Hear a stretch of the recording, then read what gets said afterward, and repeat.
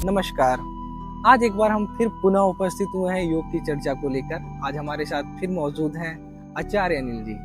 आचार्य अनिल जी, आज आपसे जानना चाहेंगे अष्टांग योग के बारे में, जिसमें हम चर्चा लगातार करते आ रहे हैं, और आज हम बात करेंगे अपरिग्रह की। ये अपरिग्रह होता क्या है और इसे आम जनमानस कैसे समझ सकते हैं? अगर एक साधारण भाषा में अगर हमें समझना हो, मैं एक योग का साधक नहीं हूँ, आप इस तरह की कुछ अनुभूति हमें बताएं जिससे कि हम इन बातों को बहुत सरल रूप में समझ पाएं। बहुत ही अच्छी बात है आपका, बहुत ही अच्छा सवाल है। देखिए, अपरिग्रह अष्टांग योग का बहुत ही महत्वपूर्ण अंग है, जिसमें ये नियम का यम और यम में आखिरी वाला अंग है ये अपरिग्रह। अपरिग्रह का मतलब होता है कि हम आवश्यकता से अधिक किसी भी चीज का संग्रह नहीं करें जी।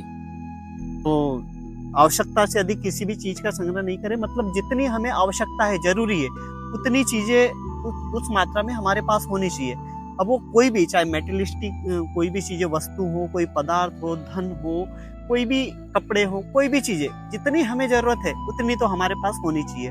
और उसके लिए हमें प्रॉपर उसके लिए मेहनत करनी चाहिए, प्रयास करनी चाहिए, और वो मेहनत भी हम सही प्रकार से करें। हमारे पास जो धन आ रहा है या जो भी हमारे पास वस्तुएं आ रही है, वो सही प्रकार से हो।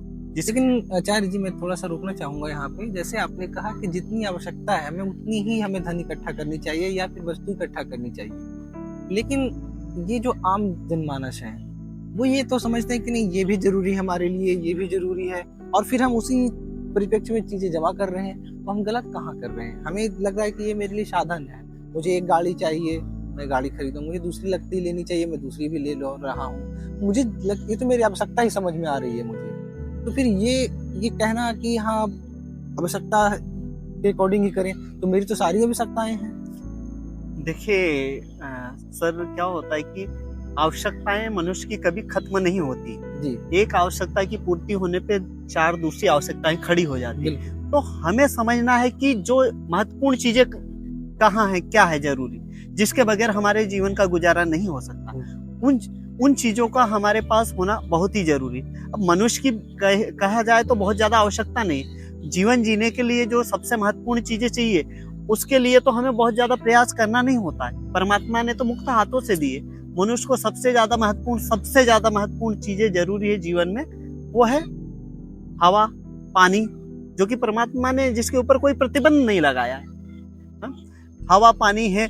उसके अलावा भोजन, ये मनुष्य को अपने जुटाने की चीज है। तो भोजन उतना ही मनुष्य खाएगा जितना खा सकता है एक दिन में, या साल भर में जितना भोजन चाहिए उतना ही उसको जरूरी है। अब मनुष्य की क्या है आदत है सामान्य व्यक्ति की, कि एक चीज तो है लेकिन उसकी फिर इच्छाएं बढ़ती जाती। अगर आप अभी कह रहे थे कि गाड़ी एक है, फिर उसको लगता है कि 2 गाड़ी चाहिए। अब परिवार में अगर 4 लोग हैं तो जरूरी नहीं 4 लोगों के लिए 4 गाड़ी हो। 4 गाड़ी हो तो रखने की दिक्कत भी होगी। तो एक गाड़ी में काम होता है पूरे परिवार का, तो एक ही गाड़ी का उपयोग करें। और उन 4 गाड़ियों का खर्चा मेंटेन करने में भी मानसिक बुद्धि जाएगी, मानसिक रूप से उन्हें परेशान होना पड़ेगा, शारीरिक श्रम करना पड़ेगा। तो कहीं ना कहीं मनुष्य इन चीजों में ही उलझा रहता है। और मानवीय कर्तव्य है कि जिसके वजह से वो उसने मनुष्य जीवन लिया, उसका आत्मकल्याण करे। तो आत्मकल्याण की ओर तो उसका ध्यान ही नहीं जाएगा, क्योंकि वो यही चीजें, सुख सुविधाओं की चीजों का सर्जन करने में, जुटाने में ही पूरा समय उसका खर्च हो जाएगा। और उन चीजों को जुटाने में जो परेशानी आ रही, वही कहीं ना कहीं उसके लिए तकलीफ का कारण, रोग का कारण बनती है। फिर उस रोग को लड़ने के लिए वो अपना जो धन इकट्ठा करता है उसी में फिर बर्बाद करता है, उसी में जो लगाता है। और जो जीवन को सुख से, शांति से, आनंद के साथ में जीना चाहिए, वो नहीं जी पाता है। तो महर्षि पतंजलि यहाँ पे कहते हैं कि हमें वस्तुओं का संग्रह उतना ही करना चाहिए चाहे जितना जरूरी है। महर्षि पतंजलि तो इतना तक कहते हैं कि आवश्यकता से अधिक हमारे पास विचारों का भी संग्रह नहीं होना चाहिए, क्योंकि हमारे लिए वही विचार जरूरी जिससे हमारा काम हो। सीमित विचार होंगे, उसके ऊपर हम कार्य करेंगे, हमारी शक्ति सीमित विचारों के ऊपर जाएगी, तो हम ज्यादा से फोकस कर पाएंगे और उनका रिजल्ट हमारे और अच्छी तरह से आएगा। अगर हमारी शक्तियां कई सारी दिशाओं में बढ़ जाएगी तो हम एक दिशा में भी लक्ष्य तक, परिणाम तक नहीं पहुंचेंगे। इसलिए हमें हमारी चीजों को पहले तो एक सही वे में वो करना पड़ेगा, सही संयोजन करना पड़ेगा कि हमें क्या चीजें चाहिए, क्या चीजें नहीं चाहिए, जीवन में क्या चीजें महत्वपूर्ण है, क्या चीजें नहीं महत्वपूर्ण है, और उन आवश्यकताओं की चीजों के लिए प्रॉपर श्रम करना चाहिए।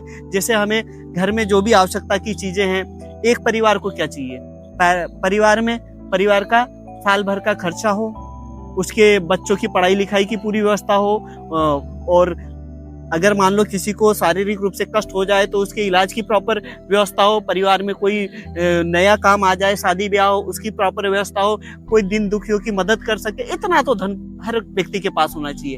इतना होने के बाद भी वो धन के ही पीछे पूरा समय गंवा दे रहा है, और उस धन को पाने के लिए सारे जितने भी सुख सुविधाओं की बलि चढ़ा दे रहा है, और फिर धन कमा रहा है, और उस धन के साथ में बहुत सारी समस्याएं इकट्ठी कर रहा है, तो कहीं ना कहीं वो जीवन को जी नहीं रहा है, एक प्रकार से जीवन को काट रहा है, ढो रहा है। तो ऐसा जीवन कभी भी आपको पूर्णता की ओर नहीं ले जाएगा, ये योग के अंतर्गत इसे नहीं माना जा सकता है। बिल्कुल आचार्य जी, आपने बहुत अच्छी बात बताई कि जितने सीमित साधन होंगे हमारे पास, उतना हम फोकस पे में काम करेंगे, और वही व्यक्ति क्या है, विकासशील या प्रगतिशील होगा।